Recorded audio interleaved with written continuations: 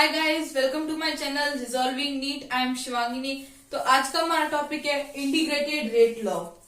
तो सबसे पहले हम बात करेंगे जीरो ऑर्डर रिएक्शन की या जीरोथ ऑर्डर काइनेटिक्स की। लेट्स हम एक इक्वेशन कंसीडर करते हैं। ए इज कन्वर्टेड इनटू प्रोडक्ट। कोई रिएक्टेंट ए है जिससे हमने प्रोडक्ट बनाया। तो अब उस रिएक्टेंट ए को हम कैसे लिख सकते हैं, उसकी रेट को कैसे डिफाइन करेंगे। तो उसकी रेट को लिखेंगे K इंटू ए की कंसेंट्रेशन के ऊपर कुछ पावर होगी। तो अब ये K क्या है, ये हमारा रेट कांस्टेंट। और जीरो ऑर्डर काइनेटिक्स में अब हमें पता है कि ऑर्डर क्या होता है, कि किसी भी रेट इक्वेशन में जो रिएक्टेंट होता है उसकी कंसेंट्रेशन पे जो भी पावर होगी वो उसका रिएक्शन का ऑर्डर होगा। तो यहाँ पे पावर क्या है, जीरो है, इसीलिए ये जीरोथ ऑर्डर रिएक्शन है। तो पहली इक्वेशन हमारे पास ये आ गई। और दूसरा, हम किसी भी रिएक्शन की रेट को कैसे लिख सकते हैं कि माइनस उसकी स्टोइकियोमेट्री का डिवाइड। अब यहाँ पे ए की स्टोइकियोमेट्री क्या है, 1, तो उसका डिवाइड कर दिया d/dt। तो ये हमारे पास दो रिएक्शन आ गई। अब इन दोनों रिएक्शन को जब हम इक्विलेट करेंगे तो हमारे पास क्या आएगा, माइनस d/dt बराबर k इंटू ए की पावर 0। अब हमें पता है कि अगर किसी भी चीज की पावर 0 होती है तो वो किसकी इक्विवेलेंट होता है, 1 के इक्विवेलेंट। तो यहाँ पे इसकी वैल्यू आ जाएगी इक्वल टू 1। तो यहाँ पे आ गया d/dt बराबर k। तो माइनस को हम ले जाएंगे इधर और dt इधर आ जाएगा k की मल्टीप्लाई में। तो dA बराबर माइनस k dt। अब हमें पता है जब दोनों तरफ d का फंक्शन होता है तब हमें क्या करना है, इंटीग्रेशन करना है। तो यहाँ पे हम इंटीग्रेशन करेंगे। अब लिमिट रखने की बारी आ गई। तो लिमिट कैसे रखेंगे, तो मान लेते हैं कि जब टाइम 0 था यानी t इक्वल्स टू 0 पे a की कंसेंट्रेशन थी A0, यानी जो इनिशियल कंसेंट्रेशन हमारे प्रोडक्ट की थी वो थी A0। फिर जब रिएक्शन आगे बढ़ी, टाइम बराबर t पे वो कंसेंट्रेशन क्या हो गई, A। अब ये A जो हमने ली है ये उतनी नहीं जितनी की प्रोडक्ट बन गया, ये बची हुई कंसेंट्रेशन है, ये है रिमेनिंग कंसेंट्रेशन, यानी इतनी बची है। तो ये हम लिमिट पुट कर देंगे। तो इससे हमारे पास एक इक्वेशन आ जाएगी, ये रिमेनिंग कंसेंट्रेशन जो है कि कितना प्रोडक्ट, कितना रिएक्टेंट हमारे पास बचा है। तो उसका हमारे पास फॉर्मूला क्या आ जाएगा, A0 माइनस KT। यहाँ पे A0 हो गई उसकी इनिशियल कंसेंट्रेशन, और ये हमने जितनी भी कंसेंट्रेशन निकालनी है, जैसे मान लो किसी पर्टिकुलर टाइम के बाद निकालनी है, 10 सेकंड बाद, 20 सेकंड बाद, 50 सेकंड बाद, तो ये हमारी हो गई रिमेनिंग कंसेंट्रेशन।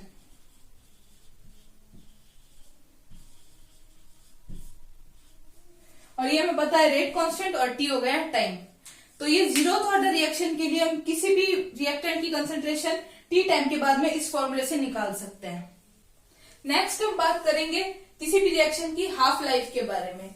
अब हाफ लाइफ क्या होती है, यानी टी हाफ होता है वो टाइम जिसमें रिएक्शन आधी हो चुकी है। जैसे अगर पूरी रिएक्शन में अगर 100 मोल कन्वर्ट होने थे तो 50 मोल कन्वर्ट हो चुके हैं, यानी आधी रिएक्शन कंप्लीट हो चुकी है जितने टाइम में, उसको हम बोलेंगे टी हाफ।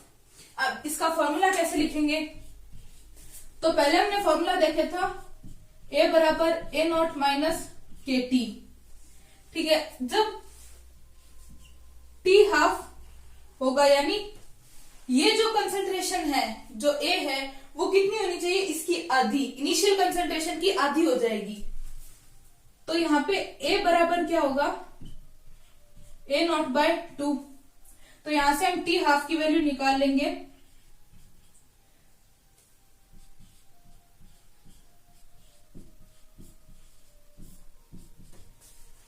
ये हम इधर लेके आएंगे और A को उधर भेज देंगे। तो A0 माइनस A0/2 A की वैल्यू अपॉन K।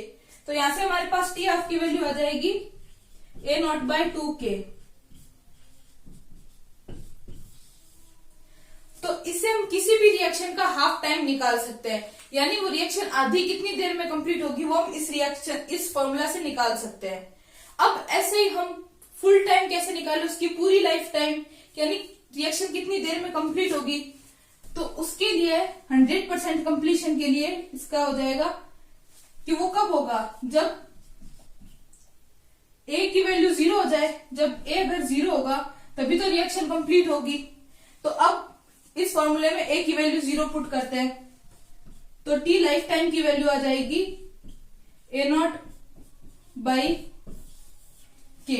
तो ये हो गई किसी भी रिएक्शन की हाफ लाइफ की वैल्यू, और ये उसकी पूरा 100% कंप्लीट कोई भी रिएक्शन कब होगी, अगर वो जीरो ऑर्डर की काइनेटिक्स को फॉलो कर रही है। अब हम एक क्वेश्चन देखते हैं इसका। If a zero order reaction takes 2 minute for 50% completion, यानी एक जीरो ऑर्डर की रिएक्शन है, उसको 50% कंप्लीट होने के लिए, यानी आधा कंप्लीट होने के लिए कितना टाइम लग रहा है, 2 मिनट। यानी ये 2 मिनट उसका क्या हो गया, T half. Then find T for 33.33% completion. अब इसको 33.33% कंप्लीट होने में कितना टाइम लगेगा, ये हमें फाइंड आउट करना है। Option A 0.33 minute, option B 0.66 minute, option C 1.33 minute और ऑप्शन डी 1.66 मिनट। तो अब इसको सॉल्व करते हैं। पहले में दे रखा है टी हाफ की वैल्यू दे रखी है हमें 2 मिनट। तो टी हाफ का फॉर्मूला होता है A0/2K बराबर 2 मिनट।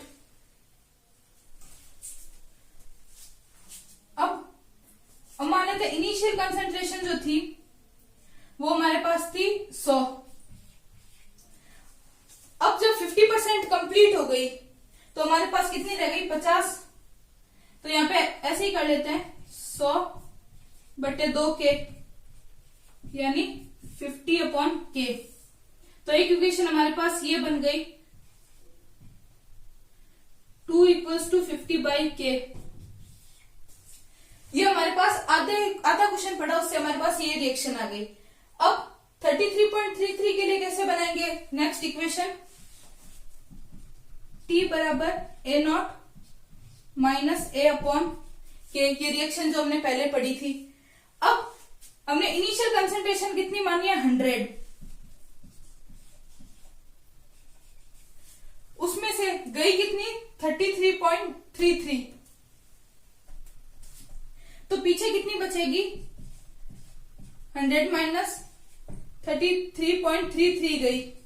तो ए हमारे पास है रिमेनिंग कंसंट्रेशन, तो बची कितनी, 66.66/K। तो ये आ जाएगा 33.33/K। तो यहां पे लिख लेते हैं।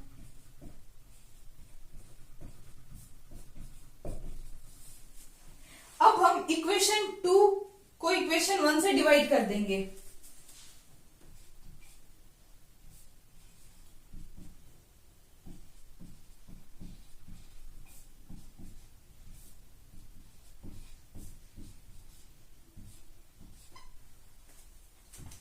K से K कैंसिल आउट हो जाएगा, तो पीछे रह जाएगा 33.33/50। इस 2 को उधर लेके जाएंगे तो T का फॉर्मूला आ जाएगा 66.66/50।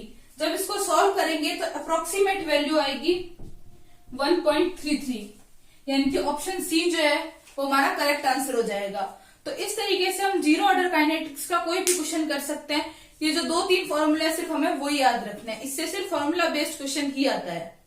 तो अगर आपको हमारा वीडियो पसंद आया तो वीडियो को लाइक करें, चैनल को सब्सक्राइब करें। Thank you for watching. जय हिंद, जय भारत।